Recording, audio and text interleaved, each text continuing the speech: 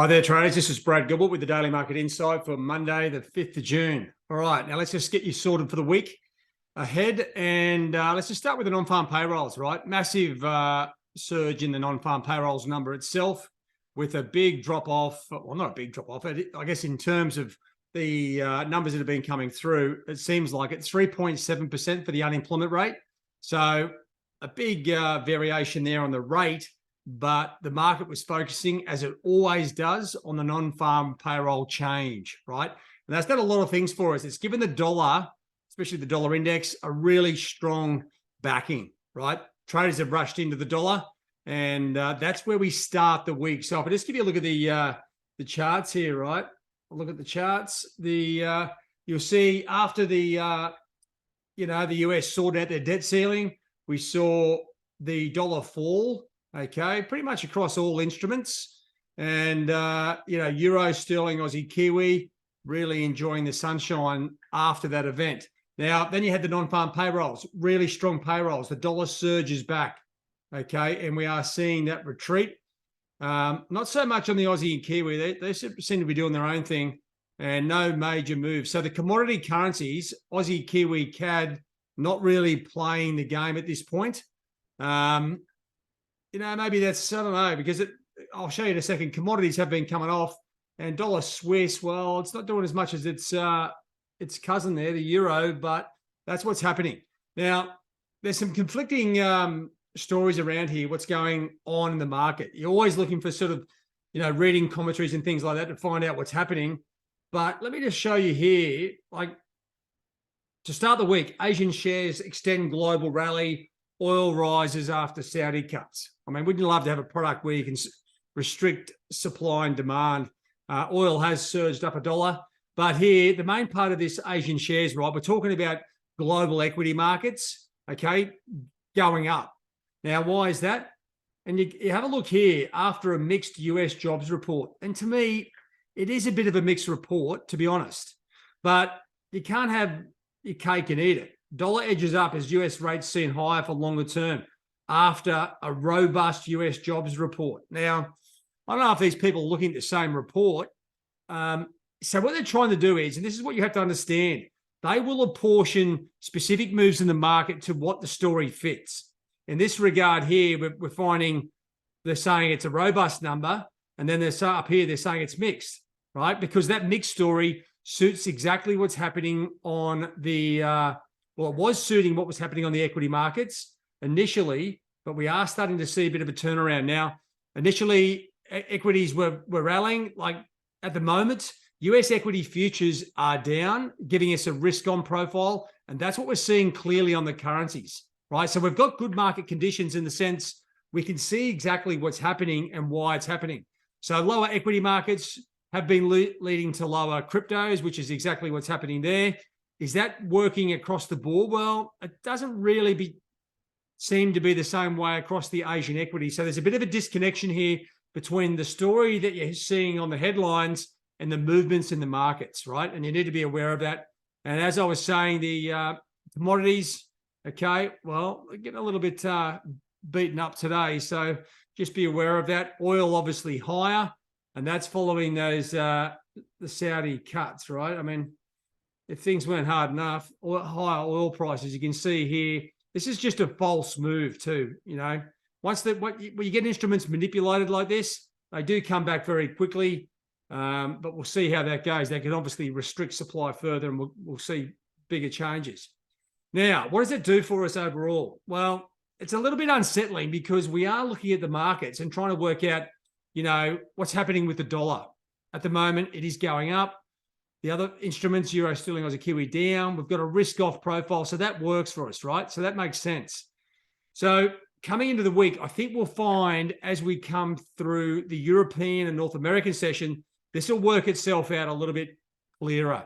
Now, looking at the week ahead, right, we've got a bunch of, second week of the month, we've got a bunch of sort of decent US numbers to come out, and we've got a lot of Canadian data, right? So really, I mean, the dollar CAD has got to be on your radar, or the CAD crosses. And that's also because oil is also moving as well. Like Wednesday, the IB PMI, I mean, we do have the RBA up here as well. We've also come down a little bit further. You find they've got the Bank of Canada interest rate decision. Okay. The no change expected there. Then you've got Canadian employment numbers to finish the week, right? Balance of trade, well, it doesn't really come into play, but you can have a look at it. But with the Bank of Canada interest rate decision, the Canadian employment numbers and the IVPMI, as well as along with a whole bunch of US numbers, okay, factory orders for sure. Definitely want to keep an eye on those. And if we just scroll down a bit further, you've got, well, balance of trade. I'm not sort of really that keen on that. There's not too many US numbers, actually. So that's good. Gives the Canadian dollar room to move and breathe. Now, Tuesday, we've got the RBA interest rate decision. Okay. Now, no change expected there. We've got the RBA governor speaking the next day in the GDP numbers. Will that do anything for us? Well, I tell you what, this is where the technicals, as I was saying there before, the Aussies and Kiwi aren't exactly playing the same game as Euro and Sterling. When that happens, it's a little bit unsettling because those four currencies usually work very closely together. Say come Friday, the Chinese inflation numbers, right? That's going to really spark Aussie and Kiwi. So you probably want to be looking at that as well. Outside of that, you know what? The big numbers here, the big high impacting numbers are these ones. Now, the balance of trade isn't really a big number in my books, but the rest of these numbers seem to be pretty accurate. And there's a few peripheral UK numbers there as well. So have a look at that as you go through the week. All right. Actually, some EU retail sales. Well, I'd rather watch the German numbers, to be honest. That's where the main action is. So basically, there's a bit of data coming out across the week, right? What we're looking for is uniformity across these instruments to try and tell us a bit more about what's going on. Now, when we came at the start there, and I was talking about, you know, the different stories on the media with regards to what's going on, you got to think, well, the US equity markets, you can be sure as hell that they are factoring in no further rate hikes, right? Not at the moment, because these moves are massive cleanouts and they are heading topside. If we see these pull back, well, then, you know, it's a bit of a grey area. We've got another week to wait before we get those US CPI numbers. So there's this week, I think, maybe a bit of range trading. You know, obviously CAD is a key focus. But these moves here where you get the dollar index cleaned out on the downside and then rally straight back, I tell you what, that's a bit of a head kicker. If you've got positions, all the break trades would have been kicked in. Okay, they would have been flushed out on the move back up. And it's tricky markets, right? This is like the euro there. That move across the board is a bit of a bloodbath. I can tell you, being in the markets 30 plus years, the people who were short have been stopped out. Traders have gone long on the break, and then they've been stopped out again. It's nasty, right? If you've missed the opportunity, then you've done well because you've dodged a bullet. So just looking across the board, I mean, the market is going to be talking about oil. It's not exactly an easy trade. We did see a spike up, and then it's come straight back down.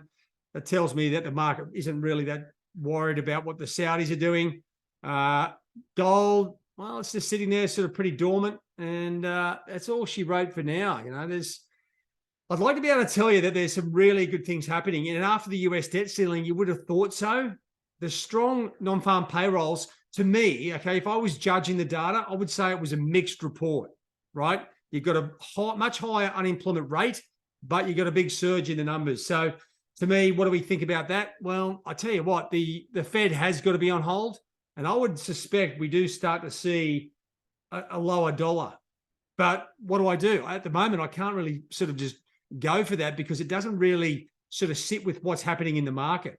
Okay, so I still think we've got to wait, just give it a day for the week, you know, the news over the weekend, Monday, get Friday's non-farm payrolls factored into the market, then we'll have a better idea.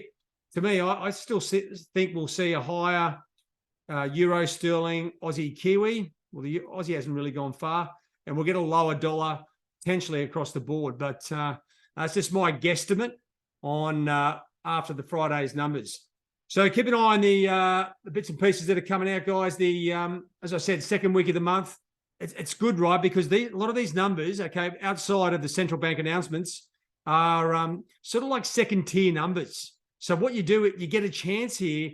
You get a good chance for variation that can impact the market, but you don't get the volatility that you see with the CPI or an employment number, right? So we could see some nice gradual moves. What I would like to see is a bit more uniformity across the various instruments before I started throwing my money around. Okay, and that's where I'm sort of looking at, equities. Well, as I said, there's a risk-off profile here working nicely at the start of the Asian session. We'll have to see how that holds for the European one. All right, guys, so a bit of a mixed week. I'll tell you, once we get the sort of general sentiment sorted out from Friday to today, we should have some good trading opportunities as we go through the week. Dollar CAD, definitely a major focus. All right, guys, have a good one. All the best. Cheerio.